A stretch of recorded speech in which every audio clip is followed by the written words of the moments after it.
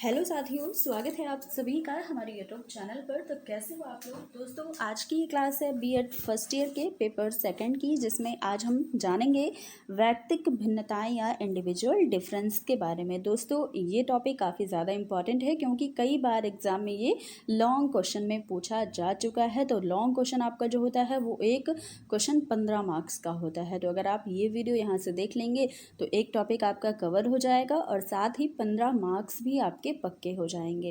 तो ये वीडियो आपके लिए काफ़ी ज़्यादा इम्पॉर्टेंट है, इसलिए आप लोग इसे ज़्यादा से ज़्यादा लोगों तक शेयर भी कर दीजिएगा और वीडियो आपको पसंद आए तो लाइक भी कर दीजिएगा। तो चलिए क्लास को स्टार्ट करते हैं। आप सब ने अगर अब तक इस चैनल को सब्सक्राइब ना किया होगा तो कर लीजिएगा, जिससे आपको जो भी यहाँ पर नोटिफिकेशन आपको मिलती रहे जो भी क्लास दी जाए। देखिए, वैयक्तिक भिन्नता की अगर बात करें, जो कि आज का हमारा टॉपिक है, भिन्नता तो आप सभी को पता होगा डिफरेंस क्या होता है।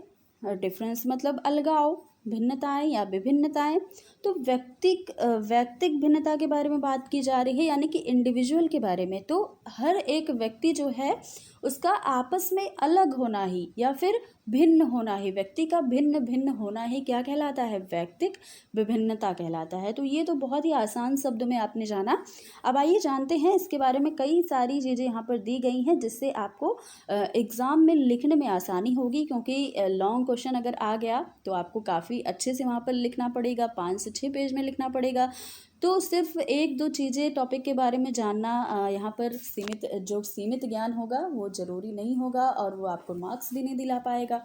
तो इसलिए काफ़ी डिटेल से पढ़ना होगा। आपके पास कई सारी चीज़ें अगर आपको पता होंगी उस टॉपिक के बारे में, तभी तो आप अच्छे से लिख पाओगे। तो चलिए देखिएगा यहाँ पर क्या लिखा है कि भिन्नता क्या है, प्रकृति का एक स्वाभाविक गुण है। इसलिए संसार में कोई भी दो व्यक्ति एक जैसे नहीं होते हैं। आप खुद ही देखते होंगे आपके घर में, चाहे आपकी मम्मा हो, पापा हो, भाई बहन, सभी आपस में अलग होते हैं। दिखते तो वे एक जैसे हैं, उनके हाथ दो हैं, पैर दो हैं, लेकिन उनका व्यवहार अलग अलग होता है। किसी के अंदर संवेग ज़्यादा अच्छे से विकसित होते हैं, किसी को गुस्सा जल्दी आता है, या फिर आप ये भी देखते होंगे किसी का खाने का स्वाद अलग है, किसी के बातचीत करने का ढंग अलग अलग है। तो ये सारी जो भिन्नताएं हैं वो अवश्य होती हैं। कोई भी व्यक्ति संसार में एक जैसा आपको नहीं मिलेगा, भले ही वह जुड़वा ही क्यों ना हो। जुड़वा बच्चा जो होता है वो देखने में तो सेम होता है, लेकिन ऐसा ज़रूरी नहीं कि उसका व्यवहार भी सेम हो। उसका अगर व्यवहार सेम होगा तो उसका स्वाद अलग होगा, या फिर उसके, आप कह सकते हैं उसके शरीर में कुछ भिन्नताएं होंगी आपस में। तो बहुत सारी जो भिन्नताएं हैं ये व्यक्ति को अपने में अलग करती हैं, और यही क्या है, वैयक्तिक भिन्नता है। हर एक व्यक्ति आपस में अलग होता है और कुछ ना कुछ सभी में भिन्नता पाई जाती है। और एक ही माता पिता के दो संतानें, यहाँ तक कि जुड़वा संतान में भी अंतर हमें देखने को मिलता है। और शिक्षा के क्षेत्र में वैयक्तिक भिन्नता का बहुत अधिक महत्व है। मनोवैज्ञानिक स्किनर का एक विचार है कि बालक के प्रत्येक संभावना के विकास का एक विशिष्ट काल होता है, और यह विशिष्ट काल वैयक्तिक भिन्नता के अनुसार प्रत्येक व्यक्ति में अलग अलग होता है। यदि उचित समय पर इस संभावना को विकसित करने का प्रयास न किया गया तो उसके नष्ट होने का भी भय रहता है। अतः व्यक्तित्व के संतुलित विकास के लिए वैयक्तिक भिन्नता के अनुसार शिक्षा की व्यवस्था करना आवश्यक हो जाता है। मतलब क्या है कि आपस में हर एक बच्चा अलग है, तो बच्चे के अलग होने पर उसका कोई बच्चा ऐसा हो सकता है जिसे आसानी से चीज़ें समझ में आ जाएं। कोई बालक ऐसा है जिसे आप एक ही बार में समझाएंगे तो, या फिर एक से दो बार या कई बार आप उसे वही टॉपिक समझाएं फिर भी उसे समझ में नहीं आता है। तो वैयक्तिक भिन्नता के आधार पर शिक्षण किया जाए, इसलिए शिक्षा के क्षेत्र में वैयक्तिक भिन्नता का काफ़ी महत्व है। क्योंकि क्लासरूम में या स्कूल में जो भी बच्चे पढ़ने जाते हैं वो सभी एक जैसे नहीं होते हैं, सभी वैयक्तिक भिन्नता से भरे होते हैं। तो सभी बच्चों के लिए उनके भिन्नता के अनुसार उनको शिक्षा दी जानी चाहिए, इसीलिए शिक्षा के क्षेत्र में इसे लाया गया है। और आपके लिए भी यहाँ पर सिलेबस में दिया गया है, ताकि आपको अगर फ्यूचर में आपको टीचर ही बनना है तो आप अगर बच्चों के वैयक्तिक भिन्नता के बारे में नहीं जानोगे तो कैसे उन्हें शिक्षा दे पाओगे या फिर उन्हें कैसे पढ़ा पाओगे। कहने का ये मतलब है कि हर एक बच्चे को एक ही डंडे से नहीं हाँकना है।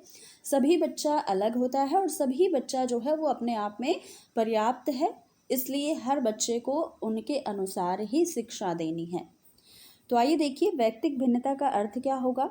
सृष्टि की रचना करने वाले ने जैविक तथा अजैविक दोनों रूप में इतनी भिन्नता या विचलन अर्थात असमानता डाली है।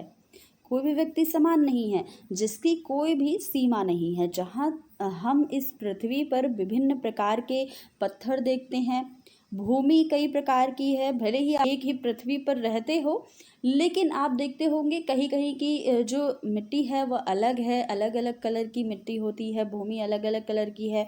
जल भी हमें अलग अलग तरीके दिखाई देते हैं, कहीं का जल खारा है, कहीं का जल काफ़ी मीठा है।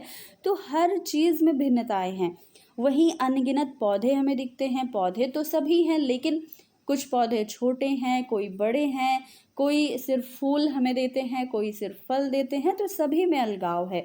कुछ जैसे कीड़े मकोड़े हो गए, पक्षी पशु, ये सभी पृथ्वी पर हैं और एक ही प्रजाति के सभी सदस्य एक जैसे नहीं होते। जैसे पशु हैं तो उनकी प्रजाति तो पशु की है, लेकिन उनमें भी अलगाव है।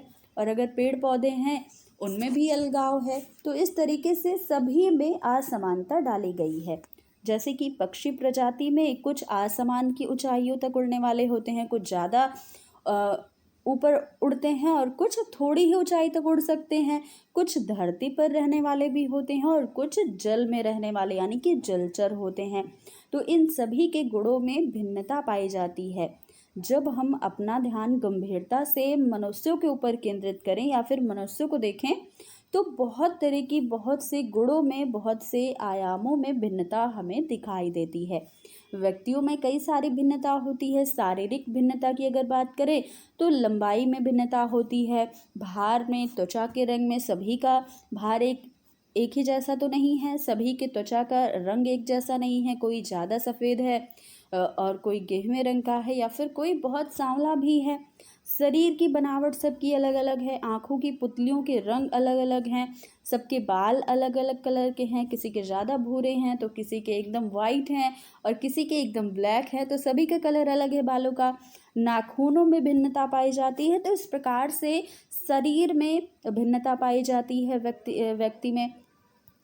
अगला है बौद्धिक भिन्नता भी पाई जाती है। बौद्धिक भिन्नता के आधार पर भी कुशाग्र बुद्धि है किसी व्यक्ति की, किसी व्यक्ति की बुद्धि कैसी है, औसत बुद्धि है, और किसी की क्षीण बुद्धि भी होती है। कुछ व्यक्ति जो हैं काफ़ी बुद्धिहीन हैं और कुछ बहुत बुद्धिमान हैं। तो इस तरीके से अगला है संवेगात्मक रूप से भिन्नता होती है। जैसे किसी को क्रोध जल्दी आता है, किसी के अंदर स्नेह की भावना ज़्यादा है और किसी के अंदर स्नेह की भावना कम है, तो किसी के अंदर करुणा ज़्यादा है और किसी के अंदर कम है। तो इस प्रकार से सांवेगिक रूप से भी भिन्नता पाई जाती है। घृणा आदि की मात्रा, प्रदर्शन और नियंत्रण में भी भिन्नता है। कोई अपने संवेग को बहुत जल्दी प्रदर्शित कर देता है और कोई अपने संवेगों पर यानी कि इमोशंस पर कंट्रोल कर लेता है।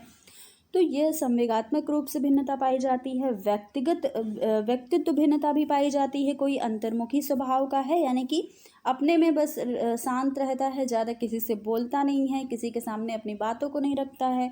बहिर्मुखी स्वभाव के व्यक्ति होते हैं जो बहुत ज़्यादा बोलते हैं या फिर अपनी बातों को किसी के सामने कहने में हिचकिचाते नहीं हैं। तो ये बहिर्मुखी स्वभाव के होते हैं। और कोई क्या होता है, अंतर बहिर्मुखी दोनों होता है, या फिर क्या होता है उसके अंदर अंतर्मुखी और बहिर्मुखी दोनों स्वभाव पाए जाते हैं। तो व्यक्तित्व के आधार पर व्यक्ति भिन्न होता है। सृजनात्मक भिन्नता भी होती है, जैसे अधिक सृजनात्मक, कम सृजनात्मक और सृजनात्मकता रहित। कोई व्यक्ति ऐसा है जिसके अंदर अधिक सृजनशील है वो व्यक्ति, कोई व्यक्ति कम सृजनशील है। तो ये चीज़ें हैं। समायोजन भिन्नता भी होती है, जैसे समायोजित व कुसमायोजित, जो कि आपने पिछले ही क्लास में पढ़ा है। कोई व्यक्ति ऐसे होता है जो हर एक परिस्थिति में अपने को समायोजित कर लेता है, और कोई व्यक्ति ऐसा है जो समायोजन नहीं कर पाता या एडजस्ट नहीं कर पाता है। रुचि में भिन्नता पाई जाती है, जैसे किसी को खेल में रुचि है, किसी व्यक्ति को चित्रकारी में रुचि है, कोई पढ़ाई में अच्छा है और कोई गति, संगीत या अभिनय में अच्छा है। तो सभी की रुचि अलग अलग होती है। कोई भी व्यक्तियों के जो रुचि है वो सेम नहीं होती। सभी की पसंद, सभी का पहनना, या फिर शारीरिक रूप से देखा जाए तो कई सारे जो आपने यहाँ पर टाइप देखे हैं, इन सभी टाइप में व्यक्ति आपस में अलग पाया जाता है। आगे देखिएगा, उपरोक्त कुछ भिन्नताएं हैं जो आपने देखी। अनेकों ऐसी भिन्नताएं हैं जो मनुष्यों में पाई जाती हैं, जो व्यक्ति के विकास और अधिगम में ध्यान देने योग्य होती हैं। व्यक्तिगत भिन्नता के प्रकार के अंतर्गत इनका वर्णन किया गया है। और व्यक्तिगत भिन्नता का अर्थ क्या है कि वह भिन्नताएं जो एक व्यक्ति को दूसरे व्यक्ति से अलग करती हैं, उसे ही हम व्यक्तिगत भिन्नताएं कहते हैं। तो ये रहा व्यक्तिगत भिन्नता का अर्थ। आइए अब जानते हैं व्यक्तिगत भिन्नता की कुछ परिभाषाएं हैं, यहाँ से आपको शायद और भी अच्छे से अर्थ क्लियर हो जाए। जेम्स ड्रेवर ने कहा कि मानसिक और शारीरिक गुणों के संदर्भ में समूह के औसत से व्यक्तिगत रूप से समूह के सदस्य के गुणों में पाई जाने वाली भिन्नता या विचलन को व्यक्तिगत भेद कहा जाता है। अगली परिभाषा टाइलर के अनुसार है कि शरीर रूप, कार्य गति की क्षमताओं, बुद्धि, ज्ञान, उपलब्धि, रुचि और अभिवृत्ति तथा व्यक्तिगत लक्षणों में पाई जाने वाली मापनीय भिन्नता व्यक्तिगत भेद दर्शाती है। देखिए इंग्लिश में भी यहाँ पर लिखी गई है डेफिनेशन, तो आप इंग्लिश में भी देख सकते हैं। अगली परिभाषा है C.B. गुड के अनुसार व्यक्ति के बीच भिन्नता या परिवर्तन या विचलन एक या अनेक लक्षण वाले होते हैं। अपनी समग्रता में ऐसी भिन्नताएं एक व्यक्ति से दूसरे व्यक्ति को अलग यानी कि भिन्न बनाती है। स्किनर की परिभाषा है कि संपूर्ण व्यक्तित्व के किसी मापन योग्य पहलू को सम्मिलित करने वाली व्यक्ति विभेद या भिन्नताएं दिखाई पड़ती हैं। तो ये कई सारी परिभाषा थी जो आपने देखी। आइए अब जानते हैं व्यक्तिगत भिन्नताएं की कुछ विशेषता हैं। व्यक्तिगत भिन्नताओं की विशेषता में पहली विशेषता क्या है कि व्यक्तिगत भिन्नताएं सभी स्थानों पर पाई जाती हैं, चाहे आप इंडिया में हैं, चाहे लंदन में हैं, कहीं पर भी जाइए, देश के किसी भी कोने में आपको व्यक्तिगत भिन्नताएं अवश्य ही मिलेंगी। तो सभी स्थानों में ये पाई जाती हैं। व्यक्तिगत भिन्नताएं कम या अधिक मात्रा में सभी मनुष्यों में होती हैं या हर एक मनुष्य में होती हैं। तो ये आपको ज़रूर देखने को मिलेंगी, चाहे किसी में कम है और किसी में ज़्यादा हैं। जैसे जैसे व्यक्ति की आयु यानी कि उम्र बढ़ती जाती है, भिन्नताएं हमें और अच्छे से स्पष्ट होती जाती हैं। क्योंकि आप अगर सोचें कि छोटा सा बच्चा है जो सिर्फ 1 या 2 महीने का है, उसमें हमें भिन्नताएं देखने को मिलेंगी तो उसमें भी आपको भिन्नताएं देखने को, कोई बच्चा ज़्यादा तेज़ रोता है, कोई कम दूध पीता है, कोई ज़्यादा, तो भिन्नता देखने को मिलेगी। लेकिन जैसे जैसे उस बच्चे की उम्र बढ़ती जाएगी तब आपको ज़्यादा अच्छे से उसके अंदर भिन्नताएं देखने को मिलेंगी। क्योंकि जब वह शिशु है तब तो उसके अंदर ना खेल में कोई रुचि है, ना ही खाना वह खा रहा है, तो उसमें बहुत ज़्यादा भिन्नता आपको देखने को नहीं मिलेगी। व्यक्तिगत भिन्नता का मूल क्या है? आनुवंशिकता होता है, यानी कि हेरिडिटी। और व्यक्तिगत भिन्नता पर वातावरण का स्पष्ट प्रभाव पड़ता है। आप जिस वातावरण में रह रहे हैं वहाँ के जैसे ही आपकी भिन्नता भी हो जाती है। जिस वातावरण में आप काफ़ी समय से रह रहे हैं वहाँ का प्रभाव आपको पड़ता है। और व्यक्ति में विभिन्न गुणों के संगठन में भी अंतर होता है। सभी व्यक्ति में गुण तो होते हैं लेकिन सभी में कुछ कुछ अंतर हैं। आगे है कि जो भी गुण व्यक्ति के अंदर संगठित होते हैं उनके संगठन में आनुपातिक व्यक्तिक भिन्नताएं पाई जाती हैं। और व्यक्ति के विभिन्न गुणों का जो भी संगठन है उनमें विभिन्न गुणों की क्रियाशील में भी अंतर पाया जाता है। गुण तो सभी के अंदर है मान लीजिए, लेकिन कुछ व्यक्ति गुणों का अच्छा उपयोग करते हैं, आप उनके व्यवहार में उनको गुणों को देखेंगे। कुछ व्यक्ति के अंदर गुण तो होते हैं लेकिन उसे अच्छे से प्रदर्शित नहीं कर पाते या फिर उसका अच्छा यूज़ नहीं कर पाते। हर एक व्यक्ति में आंतरिक और अंतर्वैयक्तिक भिन्नताएं पाई जाती है। जैसे 2 संगीतज्ञ हैं अगर, तो एक गायक है तो दूसरा वादक है। तो इस प्रकार से किसी भी समूह में व्यक्तियों के किसी भी लक्षण का झुकाव मध्यमान अर्थात औसत प्राप्तांक होता है। तो ये सारी जो आपने देखी विशेषताएं ये व्यक्तिक भिन्नता की थी। तो आई होप आपको ये बहुत अच्छे से टॉपिक क्लियर हो गया होगा। अभी इस टॉपिक में और भी कई सारी चीज़ें अभी बची हैं जिसे हम अगली क्लास में कवर करेंगे। तो आप लोग इस वीडियो को लाइक शेयर कर दीजिएगा अगर आपको वीडियो पसंद आए, और अपना फीडबैक भी ज़रूर दीजिएगा लास्ट में वीडियो के एंड में कि आपको ये वीडियो कैसी लगी। आप सभी अगर फीडबैक देते हैं तो हमें थोड़ी मोटिवेशन मिलती है कि भाई आपको वीडियो पसंद आ रही है, मेरा कार्य पसंद आ रहा है। तो ये क्लास आज बस यहीं तक थी, फिर मिलेंगे अगली क्लास में, तब तक के लिए धन्यवाद।